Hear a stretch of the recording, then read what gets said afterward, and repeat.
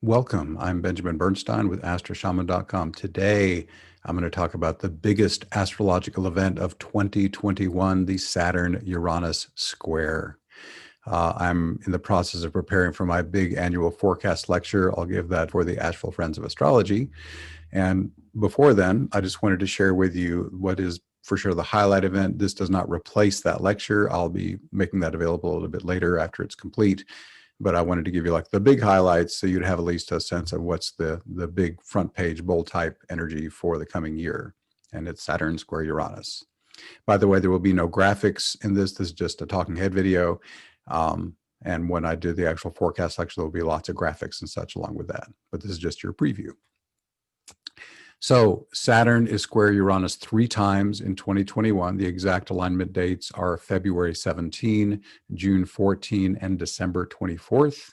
And the orb of power, meaning they're close enough to the square to be a meaningful connection, actually starts on December 9 of 2020 and lasts all the way through March 10 of 2022. That's a 15-month orb of power. So the entire year of 2021 and then some. There are several periods, however, when its effects will be even more pronounced, and that's going to be when trigger planets line up by quadrature. Quadrature means it's a conjunction, opposition, or square. Mars will do this twice. There will be a T-square formed by Mars, Saturn, and Uranus, June 16 through July 15, peaking on July 2nd. Within that also, within that rough time frame, there will be a second Saturn-Uranus square on June 14, as I mentioned, just 2 days before the T-square actually begins its orb. And on June 21, just 5 days into the T-square, there's a solar eclipse to make it a little more potent. So that first window is especially powerful. The second window, when Mars comes in and amps up the power of the Saturn-Uranus square, will be November 3rd through November 26th of 2021. Peaking on the 14th of November, and there will be a lunar eclipse in the midst of all that on November 19. So those are the primary factors that are going to make that broad period even more intense during those windows. Again, June 16 through July 15 and November 3rd through November 26. So what's going to happen? As always, when I do my annual forecast lectures, I refer to a wonderful book by Ren Butler. It's called The Archetypal Universe, Astrological Patterns in Human Culture, Thought, Emotion, and Dreams. In the past, I've simply just kind of run his list without commentary, but this time, for both this and the actual forecast lecture I'll be doing in mid-November, I'm going to take some of his themes and I'm going to elaborate on them, a step up from my simple repetition of the past. And by the way, Ren is fine with me using his book as a source. So I'm going to take just a few of the key clusters of themes. These are not by any means the complete list of what Saturn and Uranus can do together, but I took the ones that I thought were most resonant and important. So here's, again, from Ren Butler's book, a cluster of the themes of Saturn-Uranus, and then I'm going to make some commentary on them. So here are his themes. Hard-won liberation, liberation in increments, conscious and deliberate freeing of yourself, a sense of nothing given freely. So this is the Uranus urge toward freedom and liberation being, slowed down by the conservative, restrictive energy of Saturn.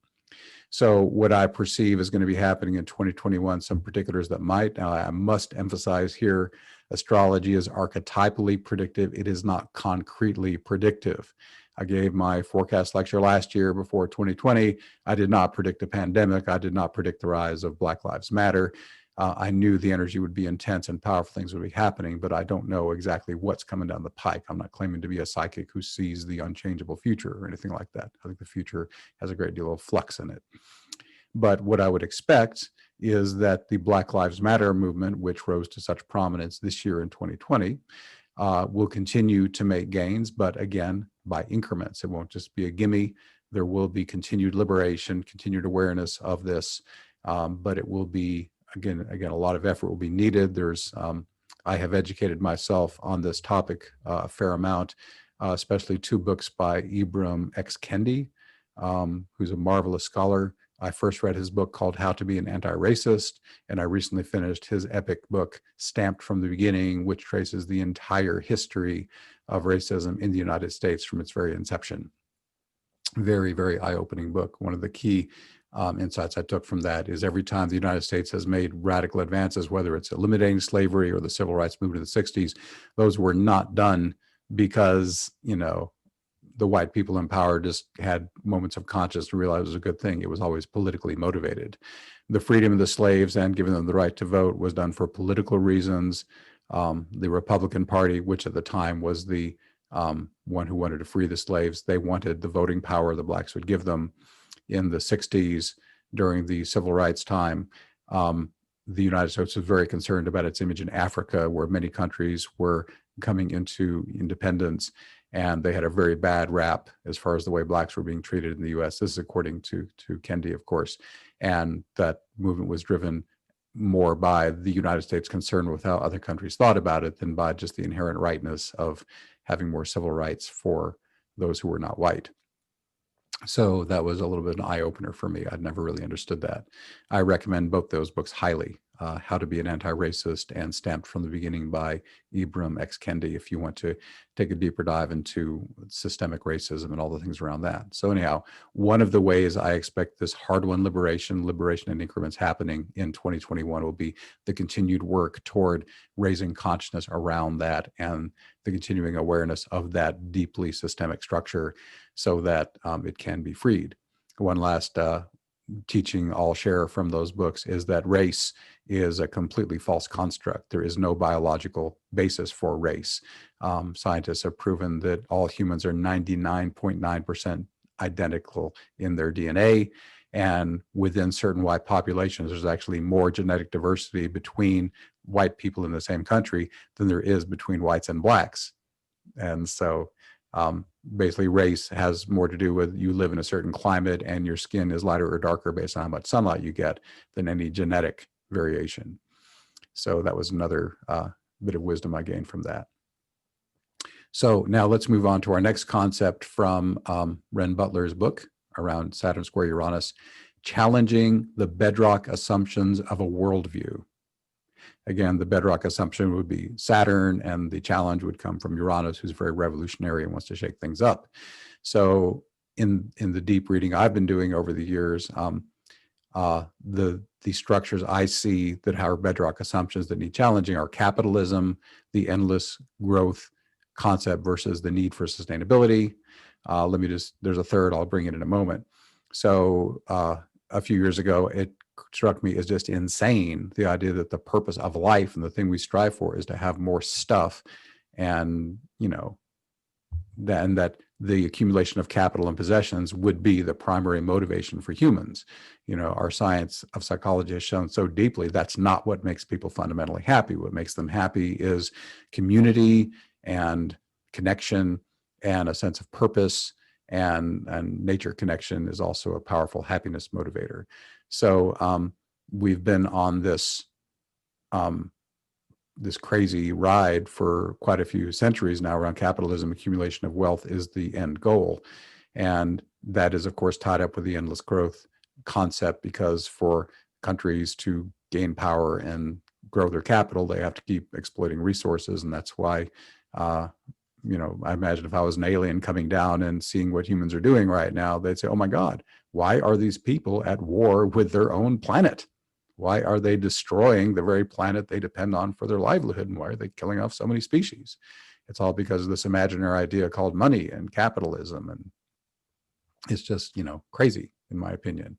So more and more people are challenging this bedrock assumption that it's all about capitalism is a great way to be, and we need to constantly grow our economies until we get more toward a more sane sustainability paradigm and realize we only have so many resources. And I don't care if we go mine the moon and the asteroids, we still need to give back as much to this planet as we take, and live here in a way that is sustainable for future generations.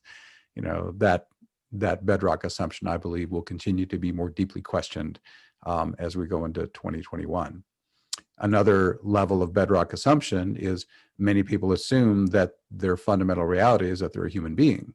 And my experience for years has been, I am not a human being fundamentally, I'm a divine being having a human experience.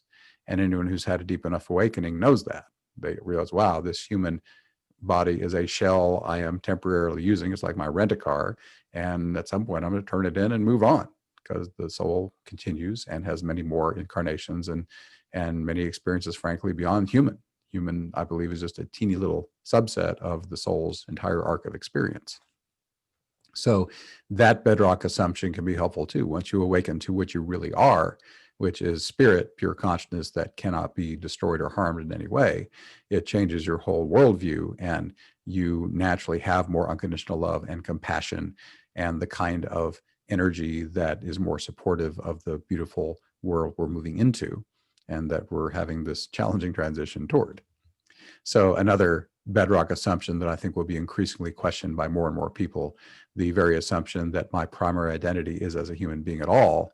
And more people having the direct experience, I am a being of light, a being of consciousness, a being of love. That is my fundamental reality as I experience it.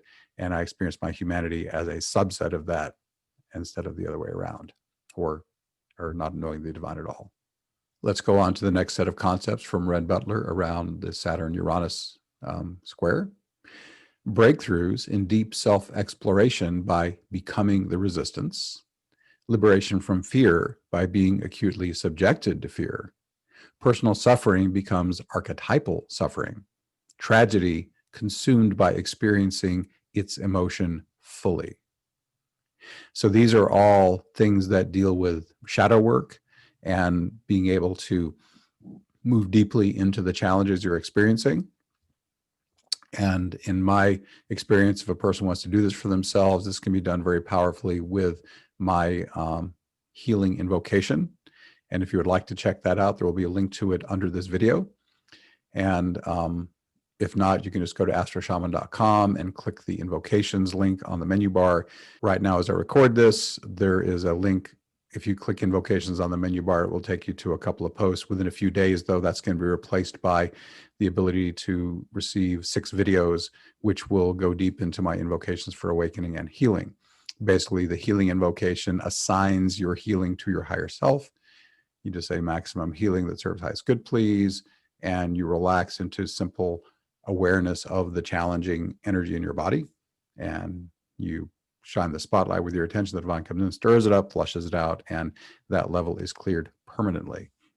Again, there's a lot more to it, so I encourage you, if you're interested, to check out that DIY process by going to astroshaman.com and clicking the word invocations, the last word on the menu bar. But whether you're doing that or any other kind of shadow work, shamanic ceremonies, breathwork processes that are holotropic breathwork, or any of its many variations, all kinds of ways are out there where you can do processes that bring you face to face with the old traumas and give you a safe container to work through them. It's a good year for shadow work with Saturn square Uranus. In fact, Ren Butler, who wrote this book, is deeply, deeply involved in holotropic breathwork and other shadow work modalities. He's very wise in that area. All right, there's another set of concepts here that are somewhat related to the first. Being unable to hold rigid positions or stay stuck permanently, working out specific karmic problems, and unexpected rewards for your pain. And isn't that a hopeful thought to say, well, I literally could not stay stuck permanently if I tried. Uranus won't let me. He'll unstick me somehow, even if he has to give me a challenge to get me there. Working out specific karmic problems, that is the nature, whatever catalyst is coming up for you, whatever's causing you to feel challenged, that of course is some kind of karma you need to work with. And unexpected rewards for your pain. To me, the reward's not unexpected, but every time you do good shadow work, whether it's my healing invocation or any other effective modality, you'll come out of that process of intense challenge into an increased illumination. I use a metaphor called the Great Onion of Consciousness, which describes you, your true divine essence at the center, perfect love, light, bliss, and ecstasy, then covered over by layers of pain, layers of darkness from all those human lifetimes, including this one, where you had some kind of trauma or wound and didn't heal it fully. And that onion gets created by those layers of pain. And yet here you are, the human just outside that onion. And every time you do a successful shadow work round, a layer falls off, the light's brighter from your human perspective, and you get an uptick in your awakening. and you can have these upticks the whole rest of your life. It always gets better than this. So that is what I think of when he says unexpected rewards for your pain. Let's move now to another concept about Saturn square Uranus: death in one place leading to rebirth elsewhere. This is a big one, and it's the first thing I thought of when I started studying the coming year and saying, okay, Saturn Uranus square is the big one. Global breakdown of antiquated structures, and that includes government, business, all relational and societal structures, from the most personal and intimate to the largest and broad scale. And basically, while this year Saturn, Jupiter, Pluto conjunct has worked slowly and intensely, the coronavirus didn't just burst out of nowhere. It slowly and steadily spread. The Black Lives Matter movement, all at once, it didn't just come to prominence. It had been working for years, of course, and gradually over a period of weeks got greater prominence. But this year coming, 2021, Saturn square Uranus, Uranus is like a lightning strike. It's just all of a sudden it's changed. So the rebirth is going to be more sudden. Watch for big structures that either need to go away completely or that need a spruce up, a change of some kind, to have sudden and dramatic shifts in their structure. So that's what I'm expecting in 2021, more dramatic, quick things happening as opposed to the kind of the slow grind we've had here in 2020. And that's across the board. All structures, physical or energetic, are subject to that. And of course, the good news is that better structures, the rebirth he refers to, will rise. I already have a vision in my own mind, and my tribe is of the same thinking, that, the structure we're in is suicidal. If mankind continues on the current course of unrestricted consumption, endless growth, and, we're already seeing we're doing horrible things to the environment, horrible things to other species. We ourselves are suffering severely. Our own psyches are being damaged by what we're doing. It's just unsustainable. So we can continue the current course toward absolute catastrophe and Armageddon, or we can get our act together and be more sustainable and sane and have respect for other beings of all kinds, and we can come to harmony again. So the new structure arising will be based on harmony, flow, and a more compassionate, loving thing. Now, there may be structures coming up that are to the contrary, but if you're watching me, my assumption is that you would rather have a more harmonious reality, and therefore don't wait for it to be imposed from up above. This is a DIY project for everybody. So if you want to create this more harmonious reality, like Gandhi said, be the change you want to see in the world. Your job is to be it yourself. Do the internal work, your shadow work, dealing with your own wounds that are stopping you at your own personal level from holding this better structure within yourself psychologically and emotionally and spiritually.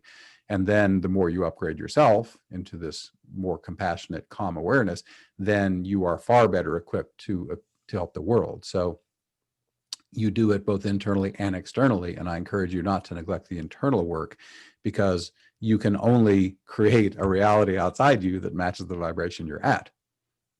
So please make part of this rebirth project the rebirth of yourself, the progressive healing of the old wounds and traumas that are keeping you restricted and under the delusion of suffering, and awaken increasingly, please, to your true divinity, which will then embody in your personal human body and make things just more awesome all the way around. Okay, next concept: overcoming the need for external security. This just goes with the territory of increased awakening. You're going to be more concerned about security and mortality when you're still identifying as your separate human self. The more you begin to wake up and say, oh, I am pure divine beingness that's animating this, and that which I am cannot be harmed by anything in this 3D human realm. When you get your immortality, then security becomes kind of less of a big deal. So you feel more secure in what you are, knowing that even if your physical body dies, the true you is fine. It allows you to act with more courage and boldness with what needs to be done. And also, awakening gives you better intuitive guidance. External security is not just being safe, but also I need someone to tell me what to do kind of security.